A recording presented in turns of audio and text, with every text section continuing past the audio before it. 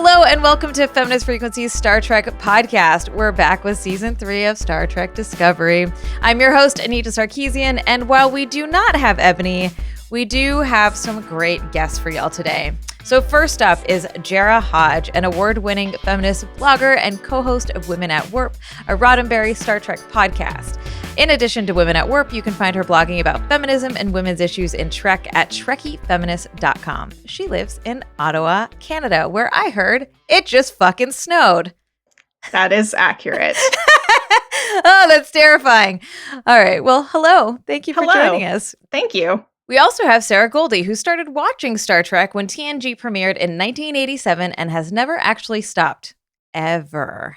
She is a co-host of Women at Warp, editor-in-chief of Star Trek Quarterly, and has appeared on numerous Trek panels and podcasts. You can find Sarah on Twitter at Sarah Miyoko, and you can find Star Trek Quarterly on Facebook. Hi, Sarah. Hi, thanks for having me on the show today. Of course. I'm so excited that we got both of you. And I'm excited we got both of you on the same episode, actually. Yeah. It's an awesome chance to hang out. Yeah. Well, okay. So I just want to do one real quick acknowledgement. This is being released on Election Day in America. And, I just want to say, hey, I see you. It's going to be a hard day for a lot of people. It's probably going to be a hard several weeks, to be honest. And maybe this will bring you some joy in your life on this miserable, horrible day. Everyone else around the world is like, yeah, we know. All right. Get your shit together, America. Anyways, all right. I am excited because we're going to be talking about episode 2 and 3 of Discovery season 3, if you followed all of that. So as you all know, we just pull our really boring CBS one-liner descriptions and recaps, and we're going to do that again this episode. So, Jarrah, will you read us the recap from Far From Home? Absolutely. After the USS Discovery crash lands on a strange planet, the crew finds themselves racing against time to repair their ship. Meanwhile, Saru and Tilly embark on a perilous first contact mission in hopes of finding Burnham. Yeah. All right. Episode 3, People of Earth. Sarah, will you read that recap for us? Finally reunited, Burnham and the USS Discovery crew journey to Earth, eager to learn what happened to the Federation in their absence. Oh my God. These 2 episodes. Did you cry? Yeah. I cried. Oh I cried in episode 2. I cried in 2 and 3, okay? Fair. 3 got me right before the opening credits and right before the end credits. Oh, boy. Actually, I cried in 1 too. So it's, this is going to be a cathartic season, I think. So, yeah, okay. Actually, I'd love to hear, as we dive into episodes 2 and 3, just really quick so we don't spend too much time on it, but coming out of episode 1, where were you with this? How are you feeling about what season 3 is trying to do?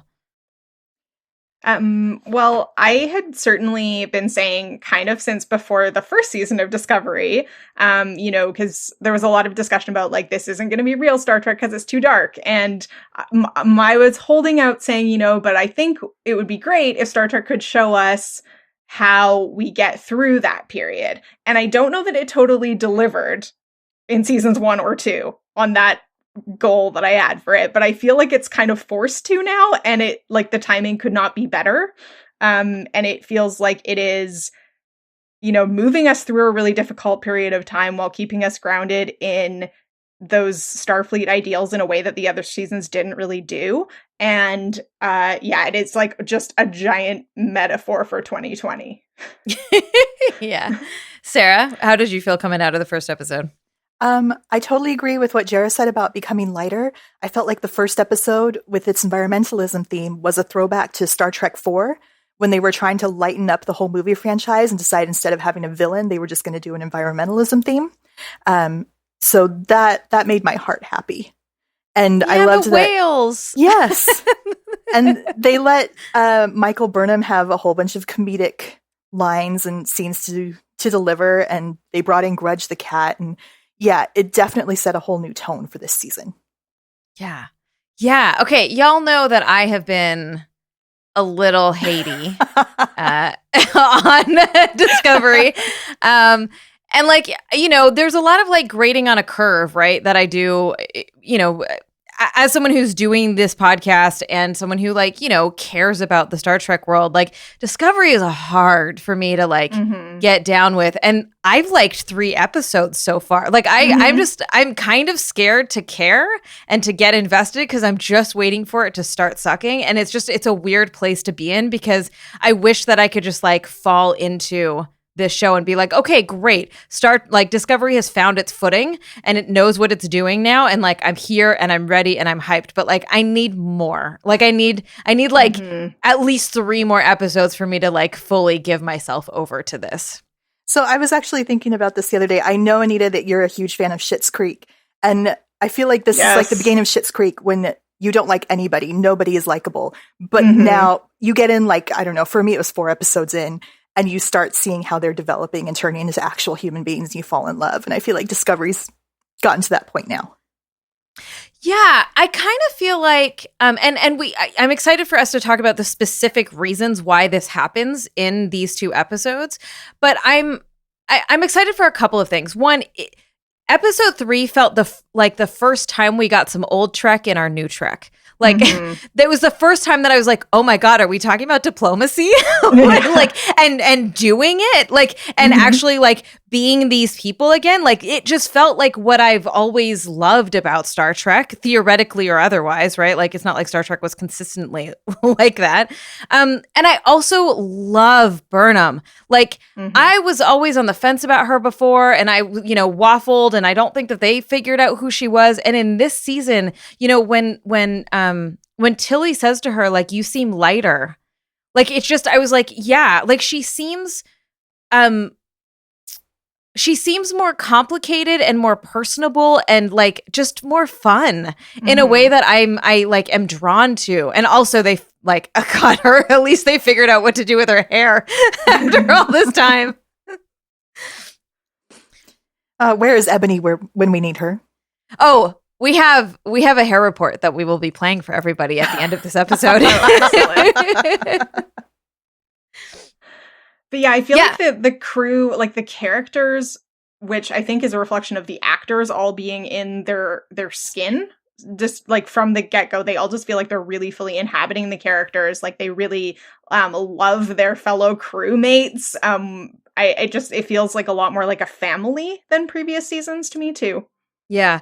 I'm reminded, or I have been reminded that, like the first season of TNG was not good. Like it's rough, right? And so why do we not give that same leniency to these programs? And part of the reason is because we are in a new TV landscape than we used to be, right? Like TV shows have to be amazing to start out or they're not getting renewed, right? Like a Star Trek franchise is a little bit different, but we have different expectations for like the quality of television and the way that storytelling is happening. And so, I think it's hard to give it, I think it has been hard to give it that kind of generosity in some ways because we're just different media consumers than we used to be. I mean, I'll also be like a little bit Haiti on some of the earlier ones, even though like I consider myself a fan of Discovery. But it also just wasn't as fun at the beginning as like first season TNG was fun, but terrible. But at least like I will still go back and watch those episodes before I will watch some of the season 1 of Discovery ones, especially when we talk about like Hugh getting murdered and stuff, because I would rather go watch like Wesley Crusher get almost executed for crashing into a greenhouse. Sure, totally. Well, so Jarrah, you said something about like the characters being in their skin, and what stuck out to me so much in these episodes was that the relationship building between the characters is so paramount, right? Like, yeah, they're using a lot of sarcasm and a lot of humor, and I was here for it, right? The conversations between Hugh and Stamets where he's like, are you punishing me? Yes, and I love you, right? Like, and then between Stamets and Jet, like those dynamics really like root us back into those characters and bond them to each other in ways that I think sometimes we're missing from previous Discovery seasons. Not to mention when Saru tells Tilly that basically like she's the face that he wants to put out there. Oh, Oh my gosh. I was watching it with my friend and we're both crying and I was like, where is my sorrow? I know. He says specifically, you Ensign Tilly are a wonderful first impression. And I was like, oh, I love this. I love Captain Saru. I love that Tilly, like, just that she's like, I'm talking because I'm nervous. And he's like, keep talking. Okay, now it's time to stop talking. You know, like, that's so, I love that kind of leadership, right? Of like giving space when there is some, and then being like, okay, now it's time to do something else, right? Or to be different or what have you.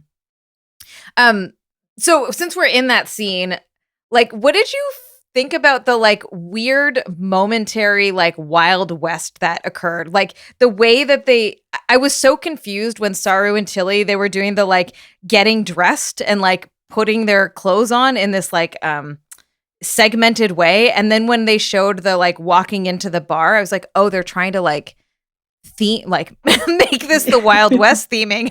Okay.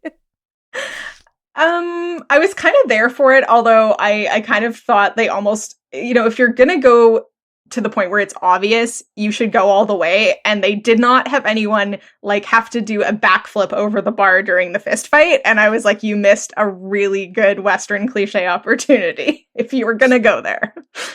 Yeah, totally. Well, so like, but for me, I was like, this lasted for like 5 minutes. Like you decided to do this Wild West thing and then it completely just went away. Right? Like I thought the choreography of the bar fight was great. Watching Giorgio like do her thing it's just so delightful, and they have a great choreographer for her. But I was just like, okay, this is gonna be like this thing, and it felt very superficial in a way that I thought there was gonna be more of. I think it's gonna come back though. I think now that they're going out into the quadrant to search for the Federation, I think we're gonna see more of those Wild West type outposts. I think it's setting up a lot like the Firefly universe, where the central part is now like Earth and Star Trek, where it's, the part that's under government, and then you have all the outer planets that have no government whatsoever, and they're all the Old West places. I think that's what we're going to see going forward. Yeah, that makes a lot of sense. Well, and also, there is, I couldn't help, I got such Voyager vibes from this. Like, I was like, I know that I haven't watched Voyager in like a decade, but it's always been like my like Star Trek home base. And I was like, it's got that same kind of like, we're lost in the world and we have ourselves and our wits and our intelligence and our values. And that's kind of it. And I feel like especially in episode 3, I just really was like, oh, this is kind of what I loved about Voyager, right? That it was extremely challenging to be in this position psychologically, physically, resources wise, and what they are doing is in another time period, which might as well be a different quadrant, right, of the universe that they had never been in. And like, I don't know, did you draw those parallels or see any of those connections?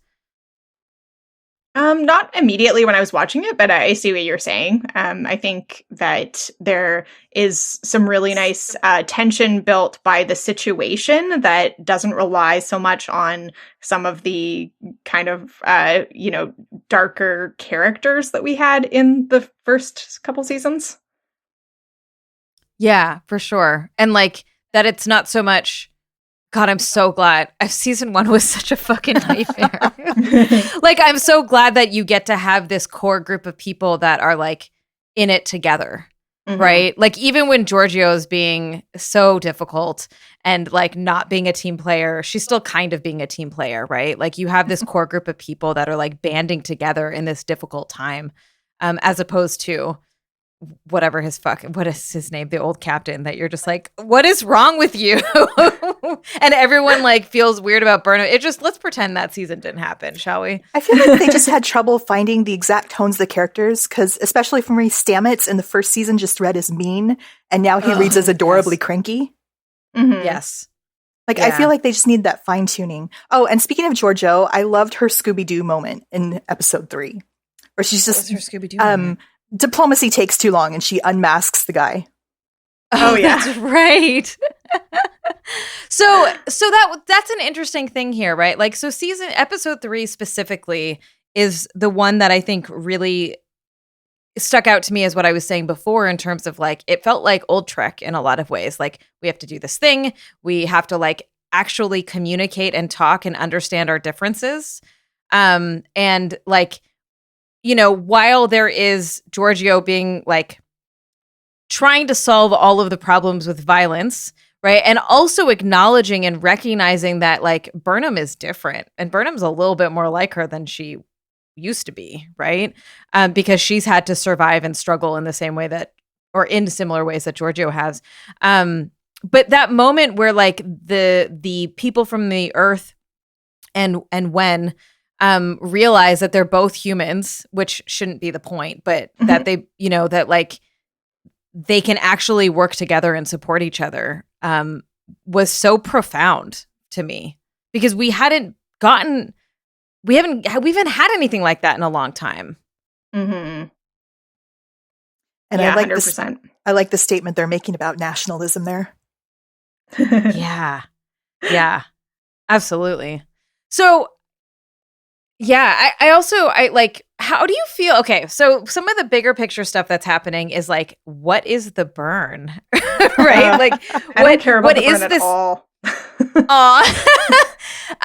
Well, okay, well, then I'm going to ask this question anyways. But like, the narrative is setting up that all dilithium exploded and destroyed all Federation ships that were running at warp or whatever. Or even just had it, which doesn't make sense. They're a little unclear on the way that they're talking about it, because that visual they showed us were just a bunch of ships that weren't moving.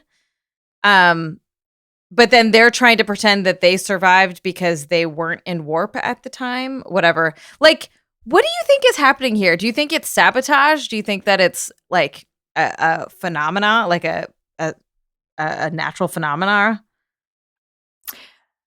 I don't know. Just logically, to me, it doesn't make sense. It would be a natural phenomenon that happened once and never again, because they still use dilithium. In my headcanon, I'm kind of imagining like a Q had a temper tantrum or something. I love that. That's the only thing I came up with. I guess, like, to me, it just feels a little bit like the Red Angel from last season. Like, oh, here's our complicated thing that is a MacGuffin we can turn to anytime we need it. And I'm not yet convinced that I need to care about it. I'm with you on that. If it was Q, like, I would love that, but it's not the right tone of this show, right? Unfortunately. But I also agree that like, this is the thing that's going to get me about whether I'm like down or not, because how they handle this, and what this mystery actually is going to say a lot about the growth, I think, of the writing team, right? The like situatedness and what they're trying to do, because yeah, there was some bonkers shit in season 2. Like, is the burn just going to be another one of those? I really hope they know where they're going with it.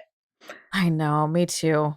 Well, so I don't understand. Okay, dilithium still exists. It is an extremely rare commodity, though. So, like, is the idea that all dilithium burned and therefore there's only new growth dilithium, and so it's hard to find? Like, I don't really get the scarcity of it. They said at some point, didn't they, that like all the dilithium sources dried up. So basically what they have left is what they have. And that like the recrystallizers stopped functioning. That's convenient. I mean, I don't disagree with needing something like that to explain why this future is harder than the past eras of Starfleet. And like, certainly one of the complaints about the Voyager era was that it was too easy to do things with the technology they had. So I'm not opposed to there being something like this, but I don't know that it needs to be the mystery underpinning the entire season. Yeah. Which it feels like, it really feels like that's what, like, they're not searching for a way to go home from the way that the episode ended. They're searching for what happened to the Federation, right? Like that, it feels like this is the core main through line of the whole season is what I'm getting. Is what I have taken from these episodes. How did you feel about Book and Michael? I don't believe they went a whole year And never hooked without up. fucking. Yeah. Well, I'm into it. I think that they have way more chemistry than her and Tyler did. Ooh, and hated him. Yeah, I don't know. I like that, he's obviously got something in common with, like, the lovable rogue trope. But I think they work well together, and it's a good dynamic for her to be in, and I like that he's a cat guy. I don't know if you know, but Book is my new lover, and I've just I'm loaning him to Michael. I think I may have forgotten to tell you all that. He's my new Star Trek boyfriend. I have them occasionally. I love them. Their chemistry that casting is delightful. they are so good together, and I like the little ways that they showed their history by being by all the in jokes, right? Or remember when we did this thing? Should we do this thing? Oh, remember this was successful. We can get out of this by doing that. I do find it hard to believe that with the ways that they look at each other and talk to each other, that they're they went a year and never talked about comforting one another in this lonely, isolated way. But I'm okay with it for the sake of the story that we'll uncover for us. I'd like to go on their relationship journey with them. I did like Giorgio's little inquisition when he beams on board. Oh, that was so cute. Like a parent being like, "Oh, I'm gonna take my daughter out on a date." Yeah, it was really cute. And I love that he already knew who everyone. They're just, the writing is so much better, and the dynamics between the characters is I think greatly improved. I really enjoyed it. So a big part of episode 3 was Michael trying to make sense of the fact that she has been a rogue for a year, and trying to survive, and wondering if Discovery is ever going to show up again, and if this is just her life. And so the tension between her old life and her new life, and her old morals and her new morals, I like that was stated up front, right? I like that her and Saru had that difficult conversation, as opposed to it being some annoying undercurrent that nobody discusses, but causes all of these problems. Yeah, definitely. She just admits, I should have told you what I was doing. Which, why didn't she? I don't know. I think that narratively she didn't, because they needed to build that tension of what was happening, and to show it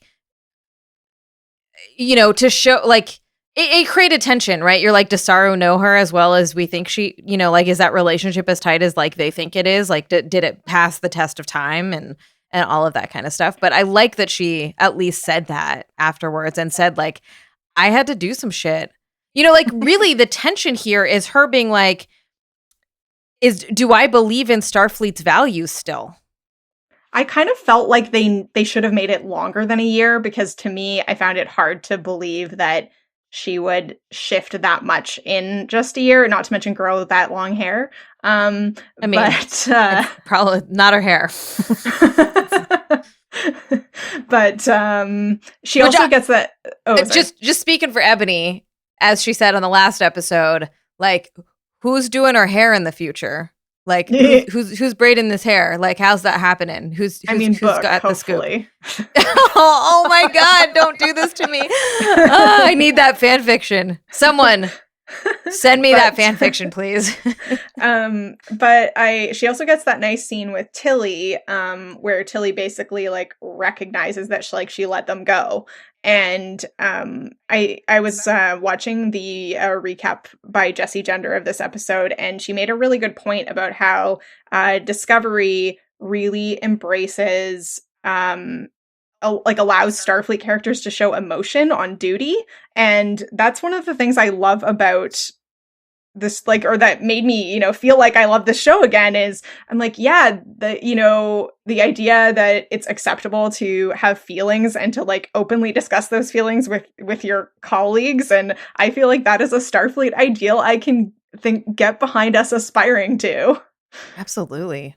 I totally agree. How'd you feel about the end where Book is just gonna go off? like he's just gonna go off on his own now? Like, peace. Thanks for dropping me off. He'll be back. I mean, we know that for sure, but they've like spent every day for a year together. Like, that felt really weird to me. I don't know. He's a rogue. He can't be pinned down yet. And also she's like, you have a whole new, quadrant to explore and blah, blah, blah. Like, he's just going to shift back to being alone all the time. I don't know. Like, does he come back because they need help, or does he come back because he's lonely? Like, or like, are they going to indoctrinate him into like Starfleet mentality, which, I'm thinking a lot about, because Ebony and I talked a lot in the last episode about like the difference between the Federation and Starfleet, right? Like one being a military branch and what that means in terms of values and in terms of longevity and do we trust them? Like, do we actually trust Starfleet? Which is why I think it's really interesting to hear Michael being like, I don't know if this is me anymore. And I swear, I thought she was going to say like, I can't be your number one because I'm working through some shit. I feel like Book has to leave, because then Michael is at some point going to have to choose, am I going to be Starfleet or am I going to be a space pirate? God, we all know that she's going to be Starfleet, but I'd love the show where she becomes a space pirate.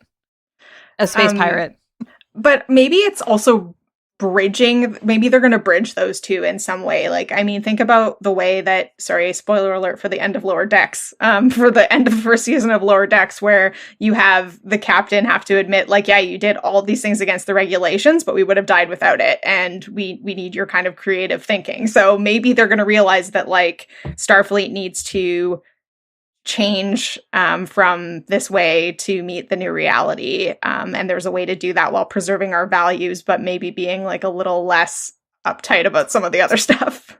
Yeah. Do you think that they are going to end the season by going back into their timeline? No. I think this is the future of Discovery, is in this year? Yeah, I think they're just going to go forward from here. And part of it is, if you go back to the short trek Calypso, there's some clues to where they end up. We don't know how they're going to get there, but I don't think they go back. I think they just go forward from here. Interesting. I should watch. I never watched the extra things. I should watch the extra things. I mean, now that I care, I might. Wasn't in Calypso, wasn't Discovery in the 29th century? Because aren't they in the 31st century now? Oh, I don't know. I may be wrong about that, but that was one I haven't like spent a lot of time going back and parsing Calypso, but certainly does imply the whole crew will leave the ship at some point. So for a long time. And they're not going to be able to last on, if they stayed there, they're not going to be able to last on a 24th century ship in this new future without being like, they're already going to be targets because of how much dilithium they have, right? So like, yeah, I'm curious. I have no predictions around that. That is an interesting choice to make, or a decision to have to make about like the future of Discovery. What do you think's going on with Lieutenant Detmer? She's got something like PTSD going on, I think. I hope it's PTSD. I mean, that sounds like a horrible thing to say, but, there's a lot of speculation that, like, does she have control in her head, or is it something else sinister? And I really hope it's not, because I think Detmer is a super cool character. I think that Star Trek hasn't necessarily done due diligence with the topic of PTSD in the past, and it could be a good opportunity to explore that, because this what they've been through would be understandably traumatic, probably for everyone. So, but like the idea that it was notably traumatic for one person and that they have to recover from that, I think that could be an interesting thing to explore. Yeah, I didn't read it that way. Although I will acknowledge that I did really appreciate the PTSD and the discussions about sexual abuse that happened in season 1 with Tyler. But I didn't read it that way. I feel like it was something about her tech. like being a cyborg, right? Like that, you're like you're fixed thing where like obviously her scar, like the cut was gone, but that like it seemed like something is physically off, right? Like I don't know. I don't know what I'm trying to say other than I think that like, is there something about her like 24th century tech not being compatible in the future, or some interference that might happen with it, and it's like causing her to check out, or to like, she's not losing her vision, but like she's checked out, right? Yeah, like I was sort of wondering whether, normally her implant is somehow like networked into communications channels that aren't there anymore, or if there's been some other change that it's going to degrade because of the time travel. I'm not sure. So that's a possibility too. But I mean, certainly in episode 3, when she's like questioning orders, that like maybe is hinting at something a little bit more sinister, but I just don't want it to go there. I barely remembered. You're like, control. I'm like, oh, right. Yeah. What was that? I don't remember. Not important. Let's just move on. Right. So like if they do bring that back, I'm like, do we have to? That was so cheesy. I hope they don't, because we already got that story with Arium. Yeah. It's been done before. Do something interesting. Which was such a bummer to lose that character. Yeah. All right. Any other thoughts, feelings about any of these episodes? I really liked the ending of season 3 when it was mostly bridge crew that we don't see very much of. Yeah. That was nice. And I do want to acknowledge the crying that I brought up at the beginning of this recording, of like when Michael shows up on the screen, which you knew that like it was very obvious that was what was about to happen. Her smile, like this is what I'm talking about, is like she as an actor is being given more. And she's been given a little more range to work with. And so like just her smile and her saying like sorry, like just being very like being very personal about it, just I totally started crying. I was like, they're reunited after all of this time. And then the beginning of 3, where it's like, holy shit, like these people that I haven't seen, and like just the care and the love and the affection for family. You know what? I also cried all the way through the ending of Schitt's Creek last week.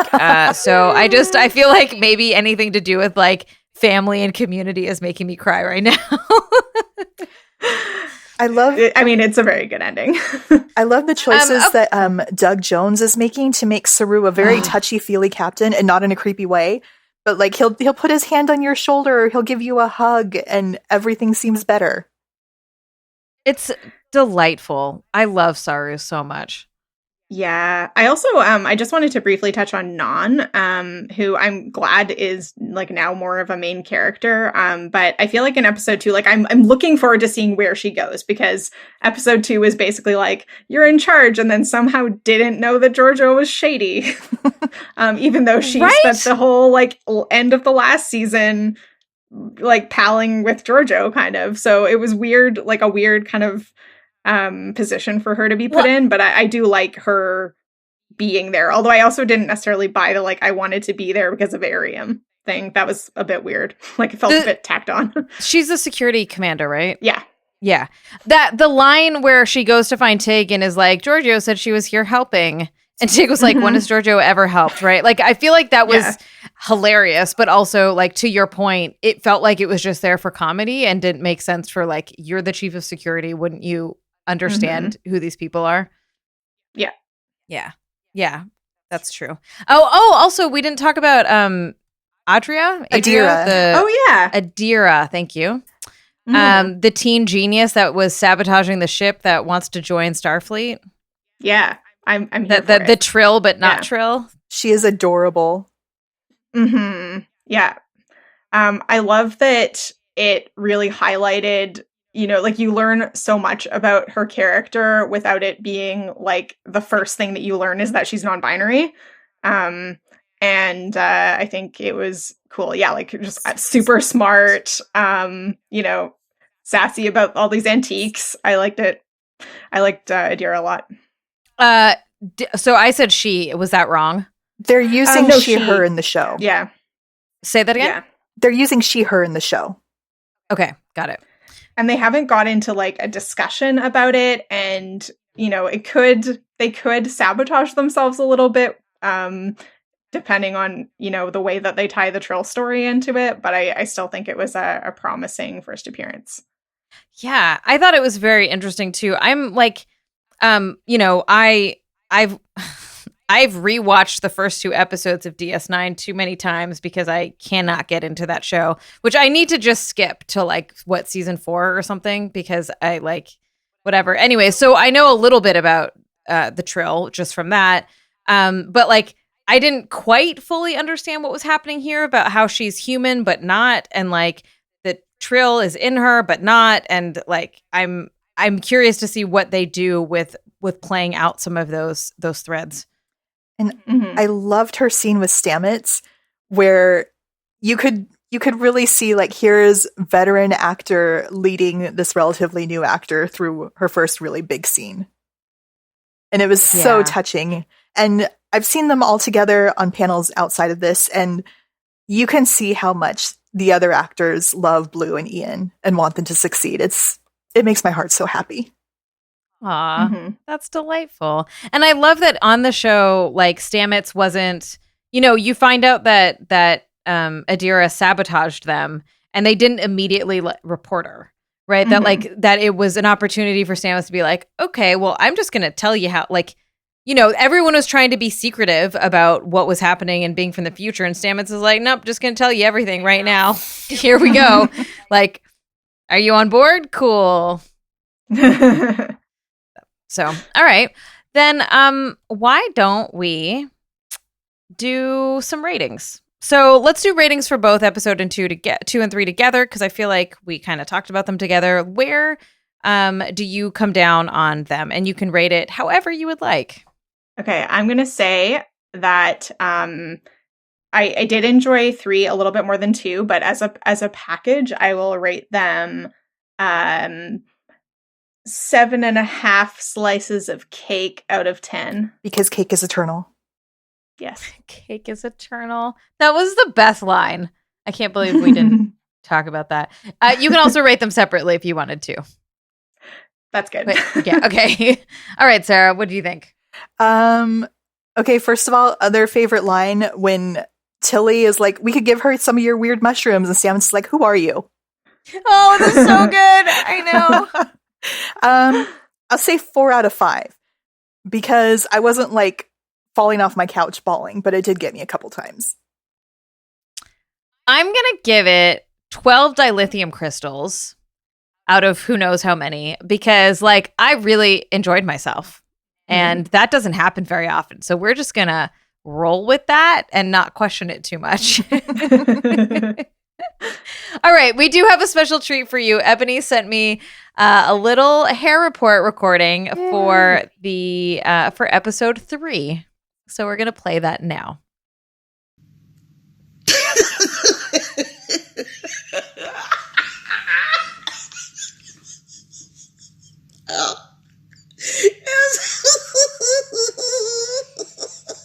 Yeah.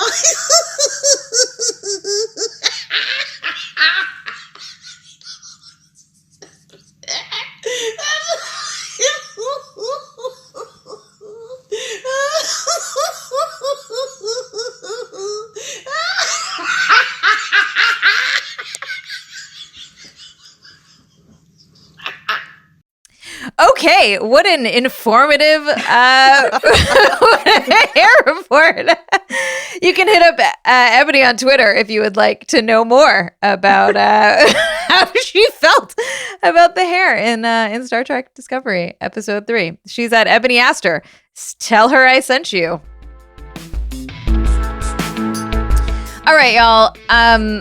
That's it for this week. I want to give a huge thank you to Jarrah, Hodge, and Sarah Gulde for joining us to dissect these 2 episodes. If folks want to find out more about each of you or what you do, what's a good place to send them? Well, you can find information for both of us at womenatwarp.com or our various social feeds at Women at Warp. And you can find my fanzine, Star Trek Quarterly, on Facebook. Cool. And we'll put all of those links in the show notes. If you want to help support this show, you can head over to patreon.com/femfreak. And that's about it. So join us again in 2 weeks when I will be joined by Laura Hudson and Steve Shives to talk about episodes 4 and 5. Bye.